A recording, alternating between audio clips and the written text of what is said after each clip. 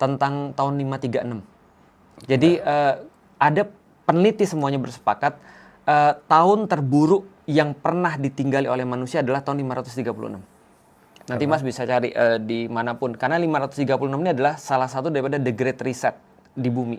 Jadi ada beberapa kasus The Great Reset, salah satunya dinosaurus itu, salah satunya 536. Karena ada bencana di dunia yang terjadi secara simultan, masif, lalu kemudian membuat gagal panen dan segala macam, karena waktu itu gunung meletus dan seterusnya nutupin matahari, dan sehingga panen gagal dan segala macam. Orang-orang tambah rakus, orang-orang menunjukkan sifat asli seperti binatang dan seterusnya.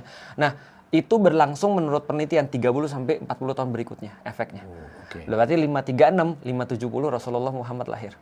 Jadi Rasulullah lahir itu ketika kita baca ya, jadi make sense ketika aku lihat ini Mas. Dulu ketika kita baca mata air yang nggak pernah muncul, lalu kemudian memancar kembali, pohon-pohon yang nggak pernah berbuah kembali. Aku relate jadi ketika aku ngerti tentang tahun 536. Artinya dalam segi dunia peradaban dunia lagi hancur-hancurnya. Dan kita tahu pada saat itu 602, 570 Rasulullah lahir, 602 sampai 628 itu terjadi perang besar antara dua peradaban yang sudah mau mati, Romawi dan Persia. Namanya The Last Great War of Antiquity. Berarti kalau kita lihat 628, berarti Rasulullah baru berusia berapa waktu itu? Hampir 32 tahun ya. 32 tahunan lah Rasulullah. Terus kemudian umur 40 Rasulullah terus kemudian diangkat menjadi nabi, dalam tanda kutip muncul antitesis daripada Rasul waktu itu, Heraklius.